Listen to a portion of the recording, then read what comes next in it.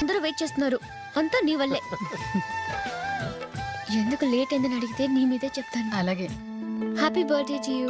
Happy birthday. Many happy returns of. Thank you అండి. ఇంకెందుకు బాబు late, cake cut చేయండి. లేదండి, ముఖ్యమైన విఐపి ఒకరు రావాలి. నీకన్నా ముఖ్యమైన విఐపి ఇంకెవరున్నారే?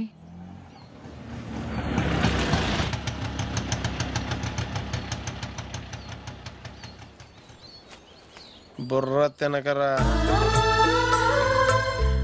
రే జూలీ వచ్చిందిరా.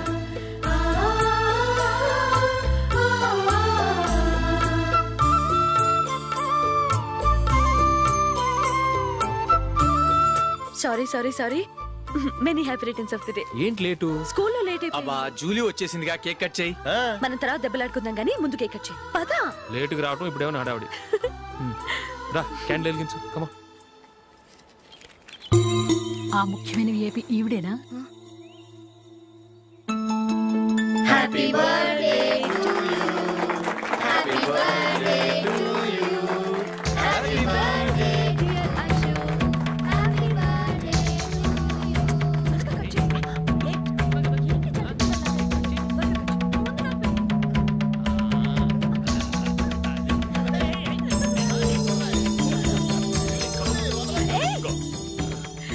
Nandini come on.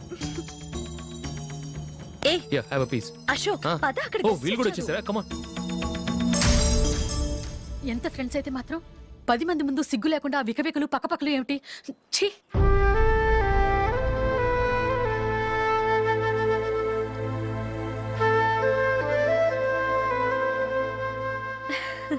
Sorry Nandini, నేను నిన్ను గమనించలేదు. It's okay.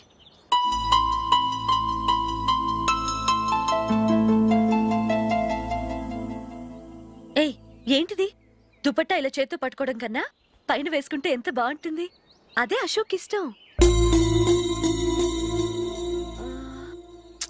Lipstick lips dominate చేస్తోంది. Too much. లైట్ గా ఉంటేనే అతనికి చాలా ఇష్టం.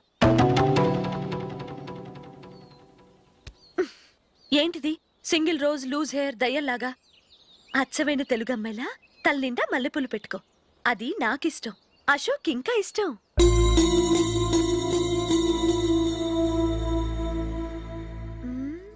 No no no, nail polish కూడా లైట్ గా ఉండాలి. అయ్యో మర్చిపోయాను, అక్కడ గెస్ట్లు అందరూ వెయిట్ చేస్తున్నారు. వస్తాను. అయ్యయ్యో నేనొక దాన్ని. అతనికి ఏం నచ్చుతాయో నచ్చవో చెప్తున్నాను కానీ నీ ఇష్టాలేంటో అడగలేదు. నువ్వు చెప్పు. నువ్వు ఆయన్ని అతను ఇతను అశోక్ అని గౌరవం లేకుండా మాట్లాడటం నాకు ఇష్టం ఉండదు.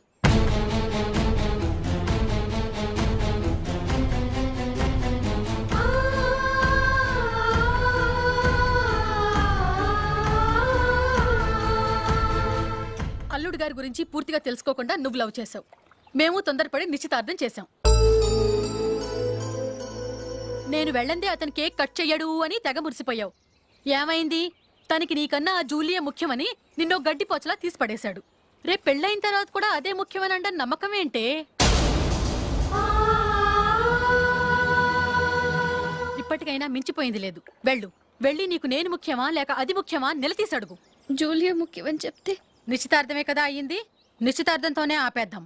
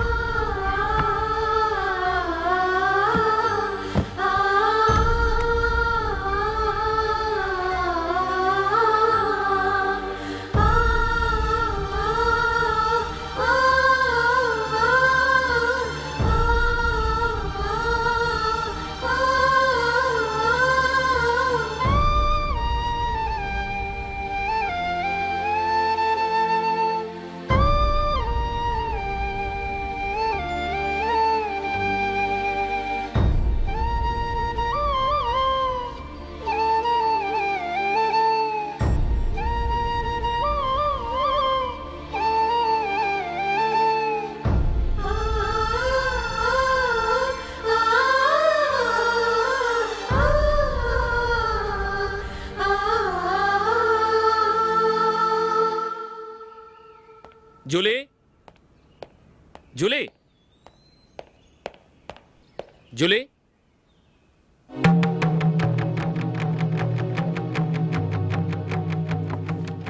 ప్రియమైన అశోక్.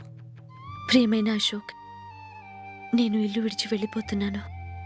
దయచేసి నా గురించి వెతకద్దు. నీ మ్యారేజ్కి నా అడ్వాన్స్ కంగ్రాచులేషన్స్. ఇది విరామమే కానీ విడిపోవటం కాదు.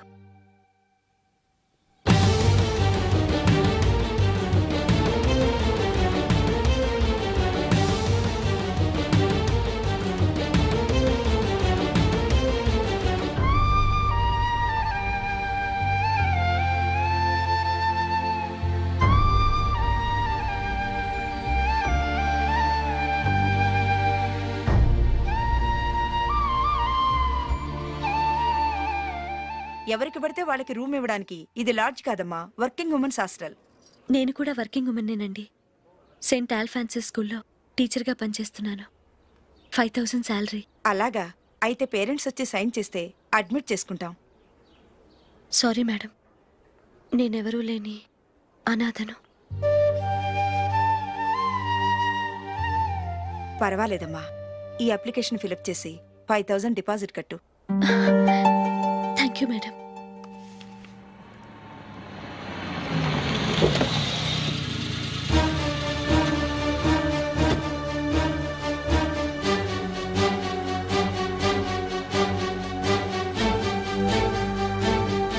Excuse me madam. ఓకే. నీతో కొంచెం మాట్లాడాలి.